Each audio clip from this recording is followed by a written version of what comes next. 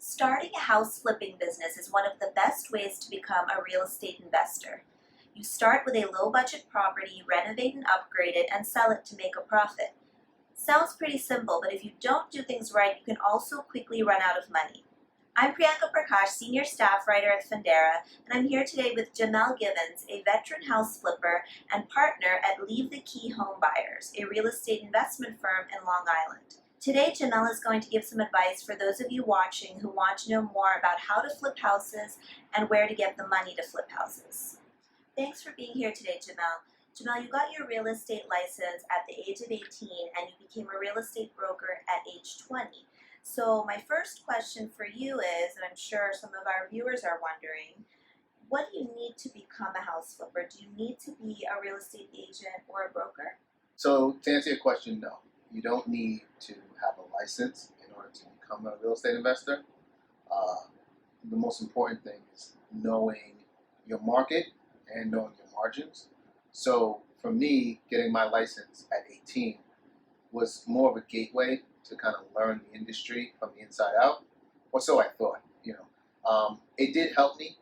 I was able to, like I said, learn the markets, learn how to analyze deals, and more importantly, I got a lot of contacts that still to this day that I lean on, and vice versa. So, I wouldn't tell someone that they have to do it, but if they did do it, it's a good leg up. It's something to have, and again, you have access to certain technology that you may, well, in today's day and age, there's a lot of stuff out there. But in our market, we use what's called MLS, and in order to have access to that, you typically need to be a real estate agent. So having a license, you do have some perks. And like I said, more importantly, are the relationships you'll make, because a lot of times in our industry, we get a lot of deals from real estate agents and brokers. So it did, like I said, it helped me a lot in that regards, but it's not something you need. How did you get the funding for that first fix and flip, and how did you find the property? Okay, it was a really interesting deal. So we did what we call door knocking, and what we would do is we would get a list of properties that were heading into foreclosure, Okay. and we would go out and we would knock these homes, and we would attack them in multiple ways. We would either try to help them sell the property, or, ideally, obviously, to purchase. But at the time, I didn't have the funds or the credit to do it. However, in 2003, banks were almost giving away money. Right. So I had a family friend who had found a property for about a year prior to that, and I got him such a really good deal that he said, "Hey, if you ever want to do a deal together, let me know. I'll put up my credit, and we'll go in on the deal." So I found this deal. They were foreclosing in about 9 days, and we had to get financing and close it within that 9 days. So that's pulling title, getting financing, doing all your due diligence. And only about 7 of those were business days. So I went to the family friend, and he originally he said he would just put up his credit, and I would put up all the funding, and we would do the deal. But once he found out how rich the deal was, he then wanted to become 1/3 partners, because I had a partner also. Okay. So we did it that way. He put up the credit, and we all put up $10,000 a piece. We got 90% financing on a $140,000 deal. We laid out about $30,000 out of pocket, and we bought the deal. It was a pretty cool deal. We got it done. We got the financing, everything done within about 6 days. How long did the renovation on that property take, and can you tell us how much of a profit you ended up making? Well, it was an interesting deal because the homeowner didn't actually have anywhere to go. Oh. So what we did is we gave them a 1-year lease. So at the end of the 1 year, the plan was to sell the property, and the 3 of us would split the profits. Okay. However, the partner whose property the name was on his credit, he decided he wasn't going to sell the deal. I see. Because he wasn't in real estate, so it was a lot tougher for him to find deals than it was for us. So he said he wanted to hold on to the deal. So what we did was he refinanced the property, and he bought us out a year later. So we put $0 in, renovation. We bought it for $140,000. A year later, we were able to refi it for $270,000. So myself and my other partner, we got bought out for about $40,000 apiece, and he kept the property and sold it a year and a half later for about $390,000. Wow. I mean, the market was really soaring at that time. So, yeah, it was.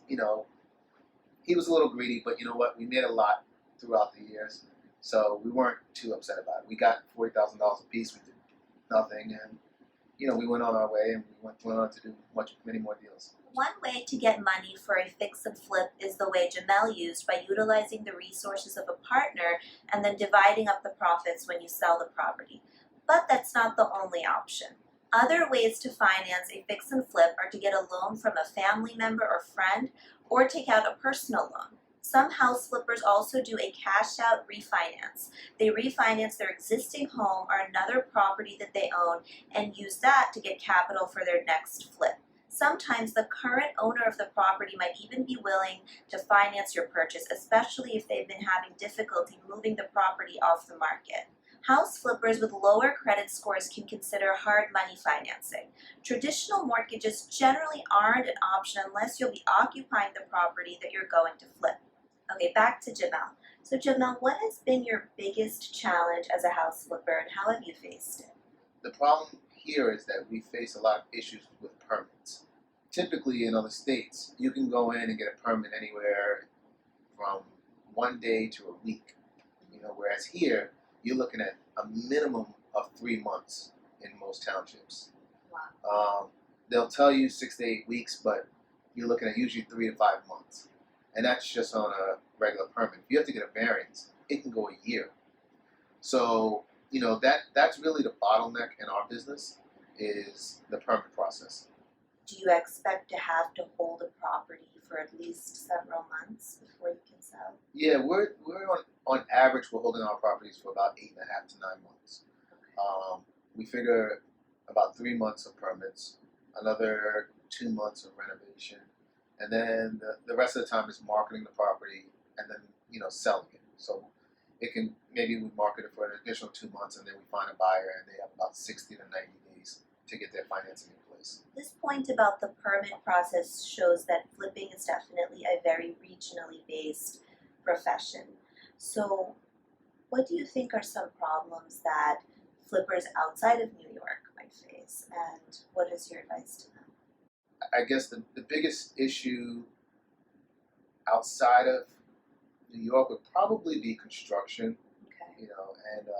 and protecting your deal, because for the issues we have with permits, the positive here is that because we're an attorney state, when you're in contract, your deal's protected. Whereas outside of some of the other states where they're not attorney states, they don't really have contracts. They basically have a document stating you're going to sell to me at this price. So someone else can come along and offer you more than me, and then you can go into that deal. So that's an issue but again, I would say that an issue I think that everyone feels is knowing your market and knowing your margins. You have to know really, because in certain places, from one block to the next, a property can drop down in 5 or 10, 20% in value. So you don't want to buy a house on block A and then use comparables on block B that those properties may be selling for a lot more or a lot less, and then you think that you're going to be able to sell this one. And I've seen a lot of new investors get into that problem, and then it's a world of trouble.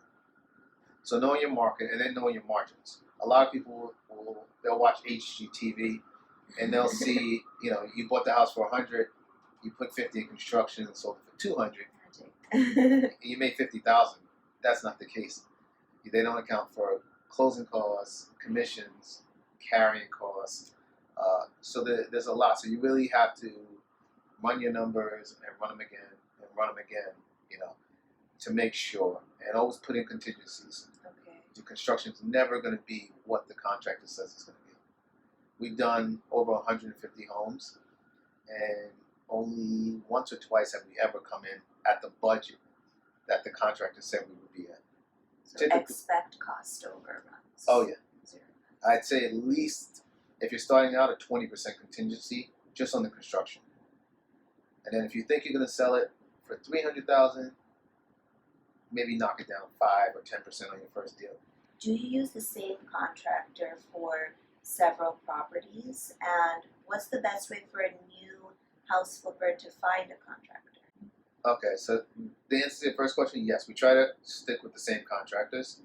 Um, as we began to grow, we reached out and we had one initially. We have now 3 crews that we use, and we have our tiers of which crew we're going to have working the most. But yes, it's very important to stay with the same crews. If you can keep them busy, then they know what you expect. So in the beginning, you'll spend hours and hours with your contractor, but as the process goes on, they know, all right, here, they're going to want quartz versus granite, or there's just certain things that they'll learn over time that you don't have to keep teaching a new contractor the way you work. So it's very important to find a good crew and keep them busy if you can. How to go about finding one? I think the best way to find a new contractor is through references. Mm-hmm. That's how we found ours. Well, 2 of our 3 crews. It's to go by another flipper or someone you trust, because there are a lot of contractors out there who will take your money.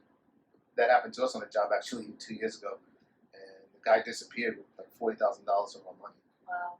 Yeah, so you run that risk, and if you're a new flipper, that could wipe you out. Right.